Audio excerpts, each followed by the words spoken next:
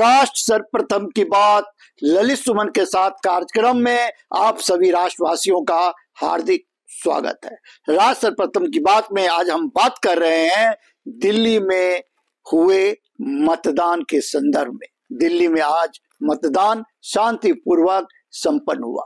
छिटपुट घटनाएं हुई, लेकिन दिल्ली के मतदाताओं ने शांतिपूर्वक अपने मत का उपयोग किया, जो 60% से ऊपर है। आखिरी आंकड़ा चुनाव आयोग जारी करेगा और वह तब जारी होगा जब सभी मतदाता अपने मत का प्रयोग कर देंगे, उसके बाद आंकड़ा सामने आएगा। लेकिन जो अनुमान है वह 60% से अधिक मतदाताओं ने अपने मतों का उपयोग किया है।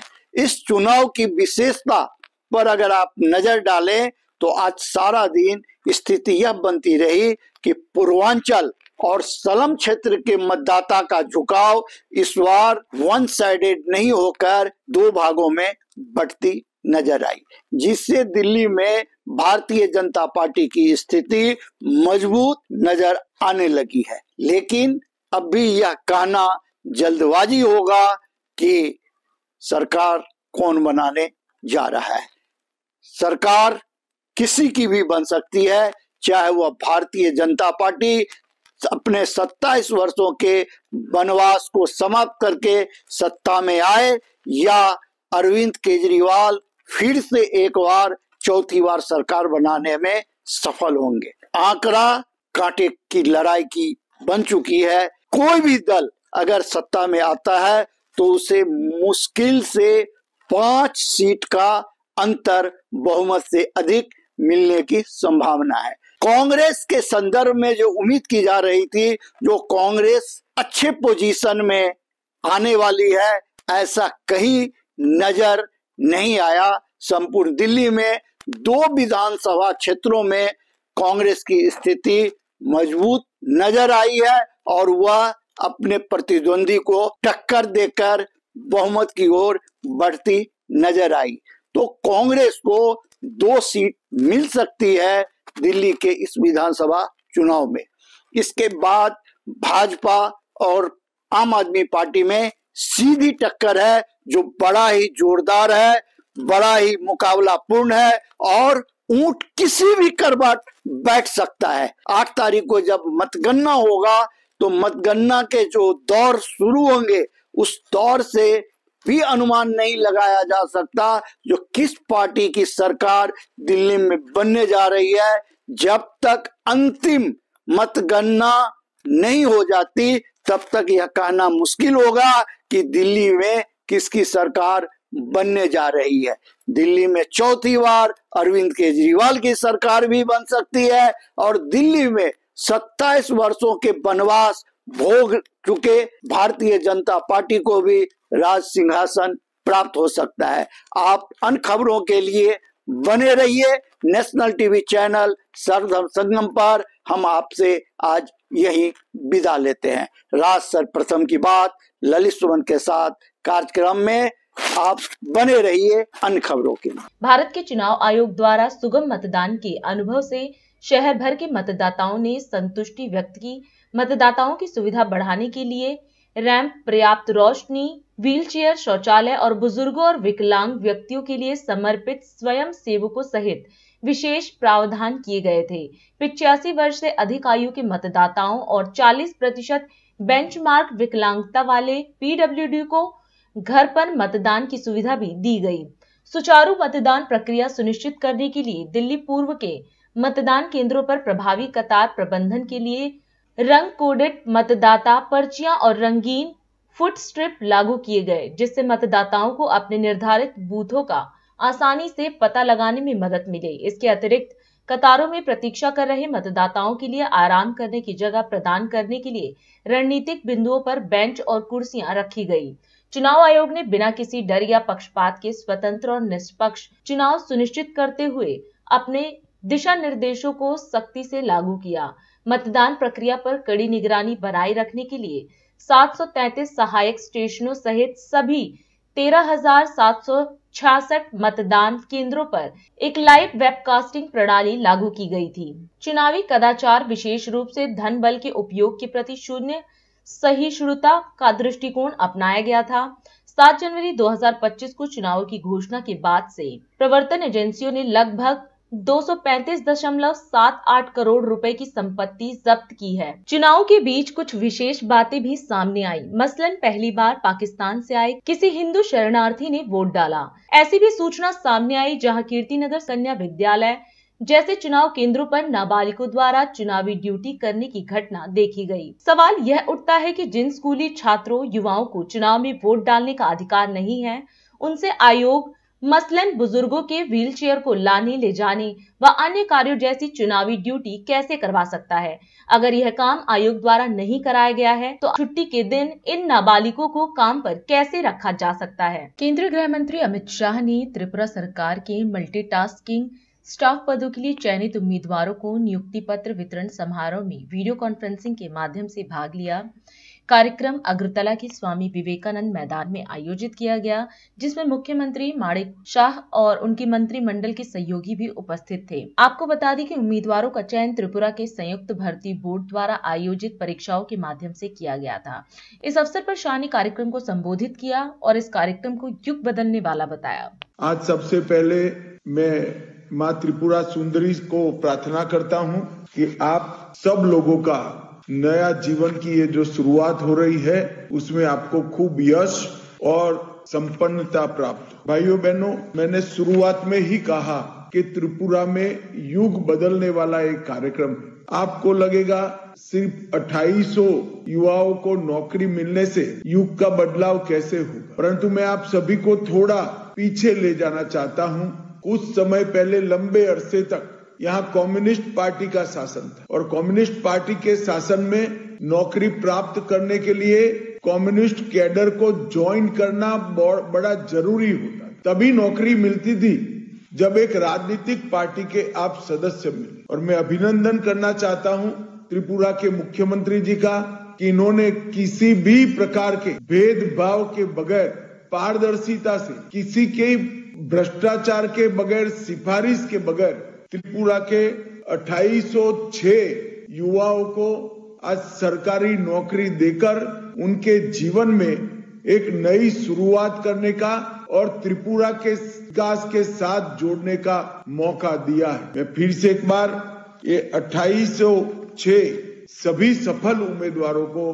बहुत बहुत बधाई देता हूँ। 2437 मल्टीटास्किंग स्टाफ और 370 स्वास्थ्य विभाग से जुड़े हुए पद पर आप लोगों की नियुक्ति हुई। आप लोगों के जीवन में एक प्रकार से आज सी नई शुरुआत हुई और आज से ही ये नियुक्ति पत्र प्राप्त होते ही आप मोदी जी के विकसित त्रिपुरा विकसित भारत अभियान का हिस्सा बन रहे हैं। आज Tripura public service commission, teachers recruitment board Tripura और ज्वाइंट रिक्रूटमेंट बोर्ड त्रिपुरा, ये तीनों ने बहुत प्रयास पूर्वक पारदर्शी तरीके से ये काम किया है। मैं तीनों बोर्ड को बहुत बहुत बधाई देना चाहता हूँ। मित्रों, आप सभी जानते हैं कि मोदी जी के नेतृत्व में नॉर्थ ईस्ट पूरा विकास के रास्ते पर चल पड़ा है। इन 10 सालों में नॉर्थ ईस्ट का केंद्रीय मंत्रियों ने 700 से ज्यादा बार दौरा किया और कई सकारात्मक पहले नॉर्थ ईस्ट के डेवलपमेंट के लिए किए हैं। नॉर्थ ईस्ट पहले उग्रवाद, घुसपैठ, ड्रग्स, आर्म ट्रैफिकिंग, भ्रष्टाचार और जातीय तनाव के लिए जाना जाता था। आज विकास, कनेक्टिविटी, इंफ्रास्ट्रक्चर, एजुकेशन, इन्वेस्टमेंट और एग्रीकल्चर डेवलपमेंट के लिए जाना जाता है। त्रिपुरा में भी हमने इस 10 साल में 3 समझौते कर त्रिपुरा की शांति को आगे बढ़ाने का काम किया है। और सबसे बड़ी बात, त्रिपुरा में ब्रू और रियांग जाति के भाइयों बहनों को परमानेंट निवास की जगह देकर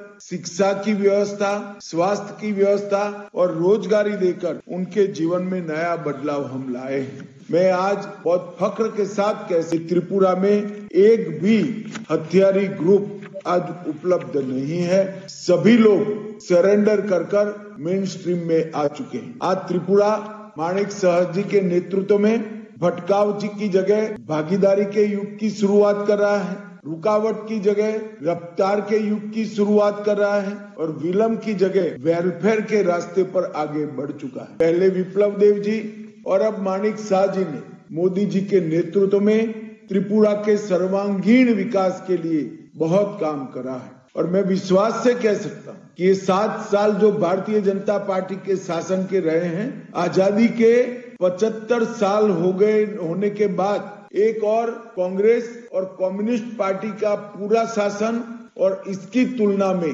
भारतीय जनता पार्टी का 7 साल का शासन, इसमें विकास के मामले में हमारा पलड़ा भारी और इसीलिए मोदी जी ने नॉर्थ ईस्ट के राज्यों को अष्टलक्ष्मी के रूप में पूरे देश के सामने रखने का काम किया है। एक जमाने में लैंड लॉक स्टेट के नाम से त्रिपुरा को जाना जाता था, आज लैंड लिंक स्टेट के रूप में जाना जाता है और त्रिपुरा के सर्वांगीण विकास के लिए एयरपोर्ट से लेकर रोड से लेकर जल संचय और इरिगेशन के लेकर कई सारे इनिशिएटिव भारत सरकार और त्रिपुरा सरकार ने दिए हैं और सबसे बड़ा काम हुआ है भारतीय जनता पार्टी की सरकार आने के बाद त्रिपुरा से भ्रष्टाचार और अशांति दोनों को मुक्त करने का काम हुआ है। ब्रेक का हम चलते हैं ब्रेक पर, आप कहीं जाए नहीं, छोटा सा ब्रेक।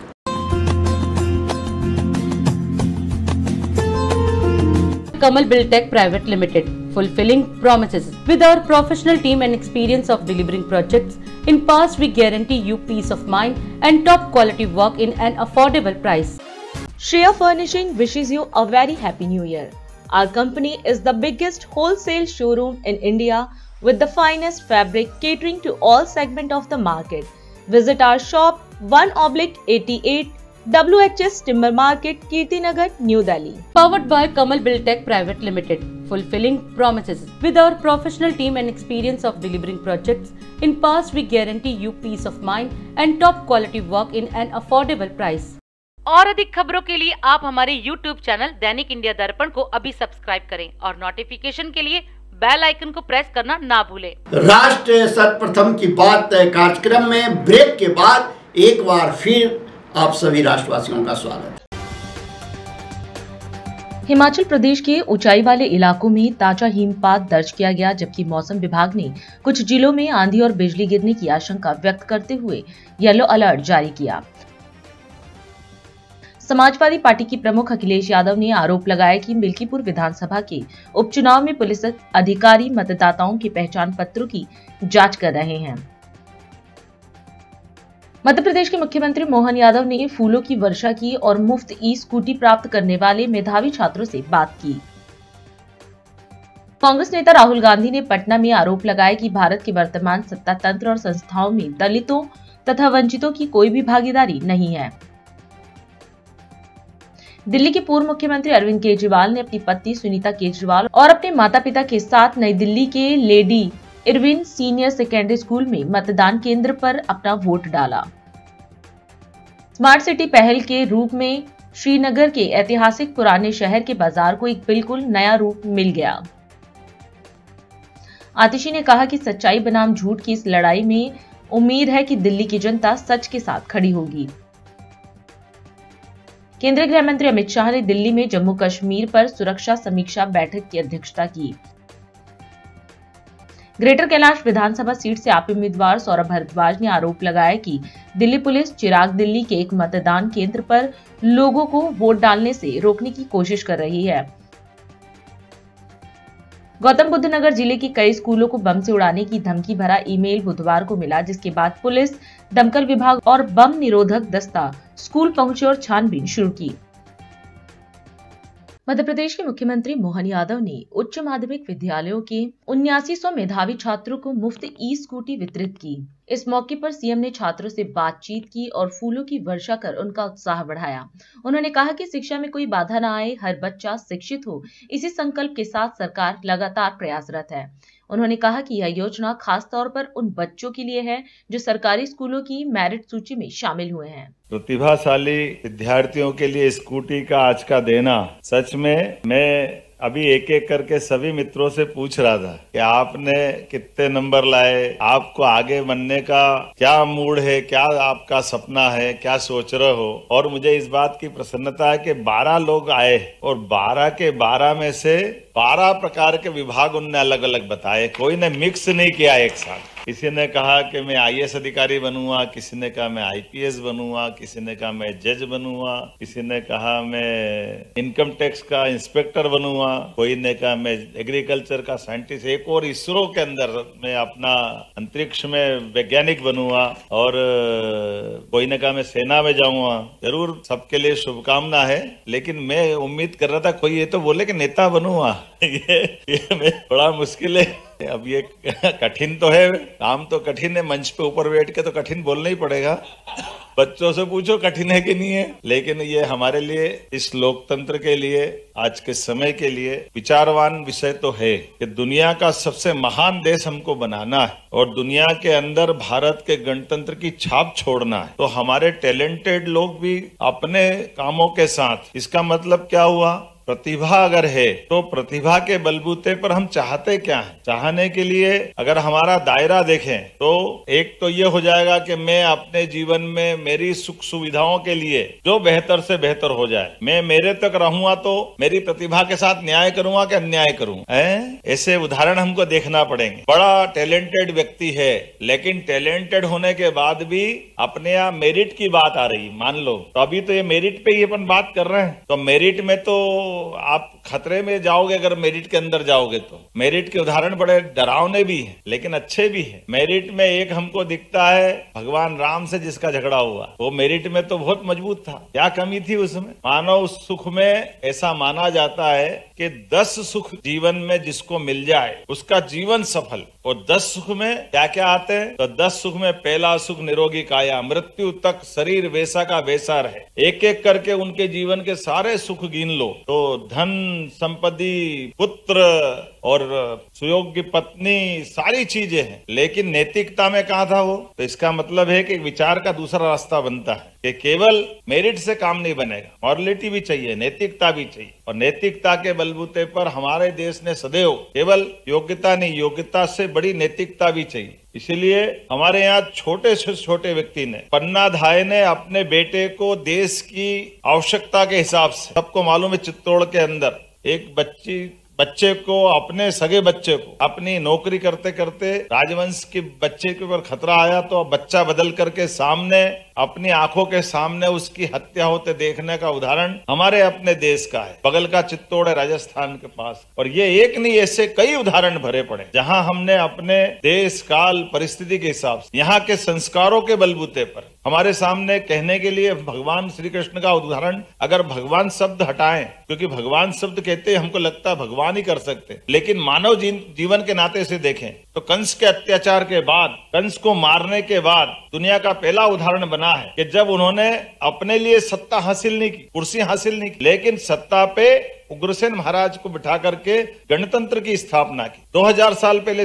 विक्रमादित्य के जीते जी, सच्चे अर्थों में तो विक्रमादित्य का नाम विक्रमादित्य भी नहीं है, उनका नाम है सहसांक। और सहसांक नाम होते, उनका अपना नाम होते होते जो असंभव को संभव कर दे, उनके बारे में ऐसा कहा जाता है कि असंभव को संभव करने में, अब आप बताओ उसमें टैलेंट लगेगा कि नहीं लगेगा? टैलेंट वाले तो करते हैं असंभव को। 97%, 99%, क्या क्या उदाहरण है। ये आपके जो उदाहरण है, तो जिसने विक्रम मतलब सुक्रम, तो कोई भी सुक्रम 1, 2, 3, 4 गिनती तो कोई भी कर सकता है, लेकिन विरुद्धार्थी क्रम को सुक्रम में बदल दे, संभव को संभव कर दे, उसका नाम विक्रम। और आदित्य वैसा आदित्य के समान है, इसलिए उनको उपाधि मिली विक्रमादित्य। उनका मूल नाम भूल के लोग जीवन भर उनको विक्रमादित्य कहते रहे। अभी ज्यादा पुरानी बात नहीं, 100 साल पुरानी बात करें, 1923 में आपके जैसे टैलेंटेड एक विद्यार्थी बढ़ते बंगाल से, जिसने अंग्रेजों की उस समय की सत्ता तो बहुत जबरदस्त रूप से थी, वर्तमान के पूरे एशिया के हिस्से से होते हुए दुनिया में उनका सूर्यास्त नहीं हो रहा था, लेकिन नेताजी सुभाष चंद्र बोस ने कहा कि हाँ, हम में टैलेंट है। क्योंकि ये हमको गाली बकते थे कि हिंदुस्तान वालों में दिमाग नहीं है, हिंदुस्तान वालों में समझ नहीं है, केवल अंग्रेज ही शासन कर सकते हैं, अंग्रेज की सत्ता से ही भारत का भला होगा। ऐसे में आईसीएस की एग्जाम होती थी उस समय, तो आईसीएस की एग्जाम में नेताजी सुभाष चंद्र बोस स्वयं शामिल हुए। शामिल होने के बाद उसमें प्रावीण्य सूची में आए और प्रावीण्य सूची में आने के बाद उन्होंने नौकरी नहीं की, अपने प्रमाण पत्र को फाड़ के फेंक दिया। ये अंग्रेजों के मुंह पे जूता मारा उन्होंने कि ये हमारा टैलेंट है, लेकिन हम अपनी प्रतिभा के बलबूते पर। कांग्रेस नेता राहुल गांधी ने जगलाल चौधरी जयंती समारोह में प्रतिभाग किया। इस दौरान उन्होंने दलित समाज के हक और हिस्सेदारी पर जोर दिया। उन्होंने कहा कि अंबेडकर और जगलाल चौधरी ने दलितों की आवाज उठाई, लेकिन आज भी शिक्षा, स्वास्थ्य, कॉर्पोरेट और न्यायपालिका में उनकी भागीदारी बेहद कम है। राहुल गांधी ने विपक्ष पर निशाना साधते हुए कहा कि सिर्फ प्रतिनिधित्व की बात करने से कुछ नहीं होगा, असली बदलाव भागीदारी से आएगा। आज हम जगत चौधरी जी की याद करते हैं।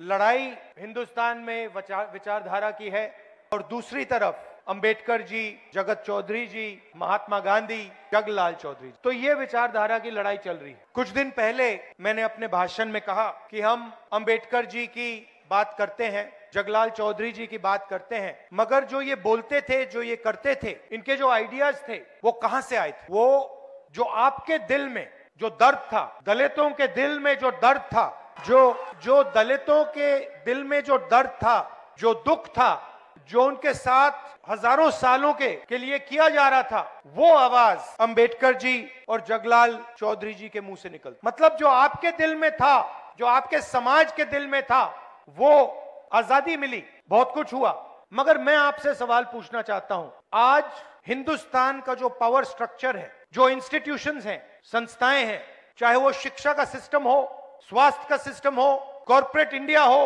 बिजनेस सिस्टम हो, जुडिशरी हो, इसमें आपकी भागीदारी कितनी है? लोग रिप्रेजेंटेशन की बात करते हैं, लोग कहते हैं कि हां दलितों को रिप्रेजेंटेशन मिला, और ये सही है, रिप्रेजेंटेशन मिला, मगर पार्टिसिपेशन के बिना, पावर स्ट्रक्चर में शामिल होने के बिना रिप्रेजेंटेशन का कोई मतलब ही नहीं। मैंने आपको यहां स्टेज में बैठा दिया, 5 लोगों को यहां स्टेज में बैठा दिया और फिर निर्णय पीछे से लिए जा रहे हैं, तो आपको स्टेज पे बैठाने का कोई मतलब ही नहीं है। आजकल फैशन बन रहा है कि भैया देखो एमएलए को हमने इतने टिकट दे दिए, इस जात को इतने दे दिए, उस जात को इतने दे, बोलते हैं, मगर फिर आपने जो पहले एमएलए की पार होती थी वो आपने छीन लिया। लोकसभा में आपने एमपी बैठा रखे हैं, लोकसभा का एमपी एक निर्णय नहीं ले सकता, मंत्री आपने बना दिए। तो कंट्रोल का सवाल है, पार्टिसिपेशन का सवाल है, भागीदारी का सवाल है, रिप्रेजेंटेशन की जगह है, मगर मेरा सवाल दूसरा है। मेरा सवाल यह है कि मैंने कहा कि ये हमारे मीडिया के मित्र हैं, उदाहरण देता हूं, मैंने कहा ये मीडिया के मित्र हैं, इनकी बड़ी बड़ी कंपनियां हैं,